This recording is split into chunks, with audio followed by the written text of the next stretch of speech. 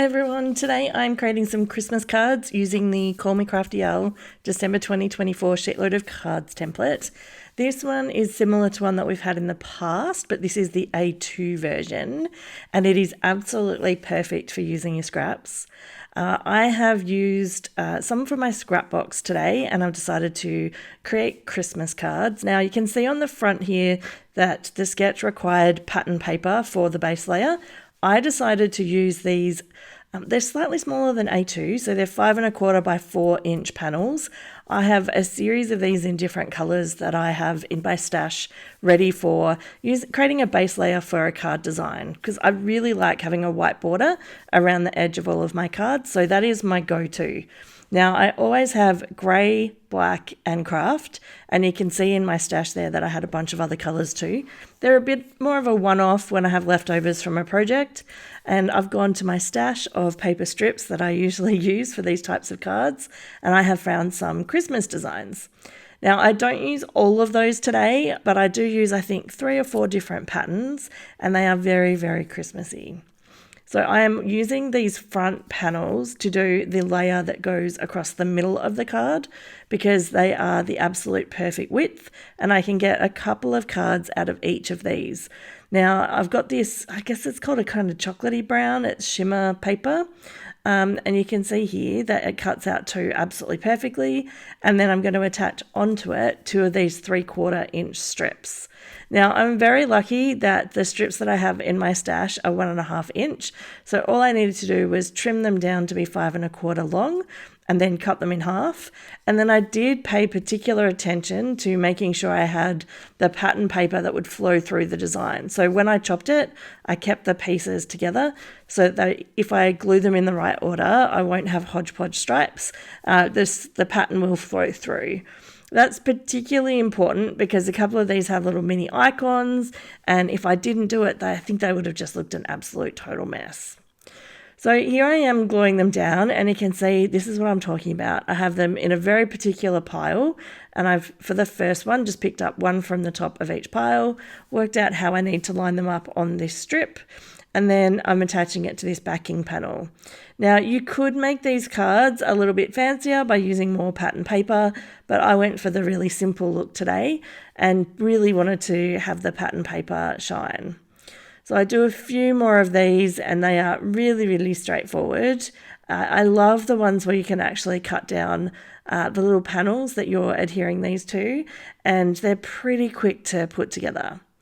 I do try not to have too many small pieces of pattern paper on the card sketches that I use, so this one was kind of the perfect amount. A couple of strips, and then I had to come up with a way to make the cards a little bit interesting for the final stage. Now, I apologise that I'm off the bottom of the screen here.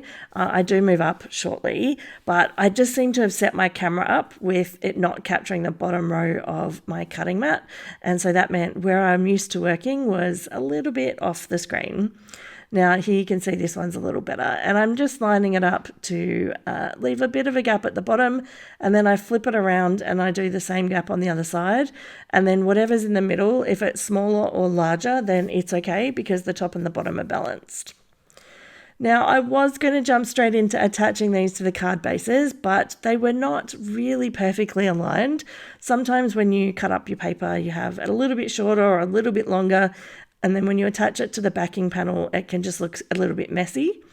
So what I'm doing here is I'm cutting the ends off, so I've got a nice sharp clean line where the pattern paper connects.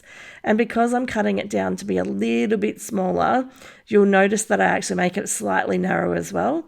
That just means that I'm more likely to have an even border when I attach them to the card bases. Now I've gone through and I've attached everything to the card bases already, and I didn't bother to show you that because that's super straightforward. And I really struggled to figure out what am I going to decorate these cards with. So I dug into my stash and I found from Paper Rose some of these little die cuts, and then I'm just trying to decide which ones go with which particular pattern paper. I should have mentioned earlier that I am part of Call Me Crafty L's creative team.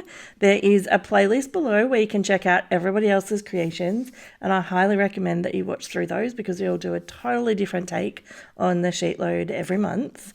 You can also find below the link to where to get the sketch and how to get that downloaded. Okay, so I'm working through here using these Paper Rose little die cuts, and I decided that I really love the simplicity of the foiled sentiments.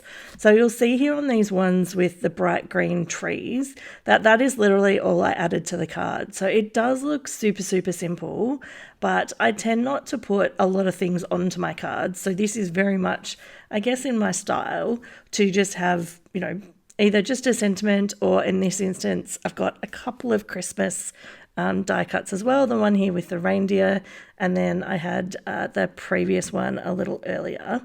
So I'm just running through and gluing these down. Now, what I'm thinking about while I'm doing this is what am I going to do with the rest of the cards up there on the left that kind of have the Santas and the Joy and the Noel. They are from a Kaiser Craft paper pad from, my gosh, I'm going to say like 8 years ago, like a really, really long time ago. And I've had them in my stash for so long, and the paper is so bright and cheerful. And so I was trying to figure out what was I going to do. Now, I tried to stamp out some, little Christmas characters and things on some circles, and you'll see them scattered across my desk.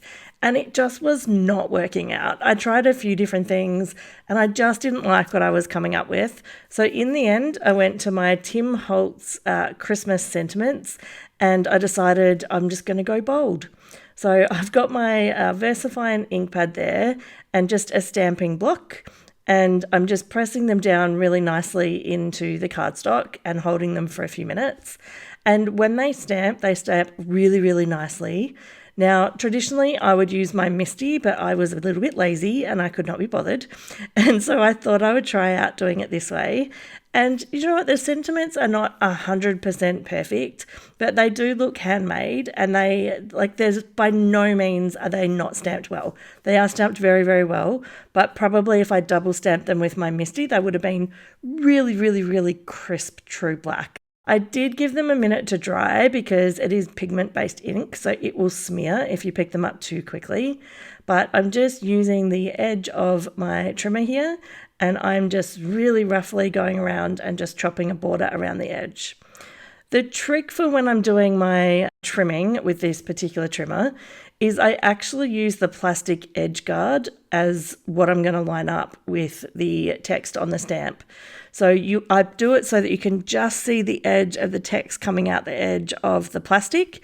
And then if I do that every time, I get a nice even border. And it just seems to be the perfect amount that I like to have on either a border around pattern paper, if it's a matting layer, or in this instance, it seemed to chop it not too close to the sentiment, but without too much unused white space as well. If you're enjoying the video, it would be fantastic if you could hit the like button. That is how YouTube shares a video with more viewers, and perhaps consider subscribing. I have put another video here that I think you might enjoy. Have a great day.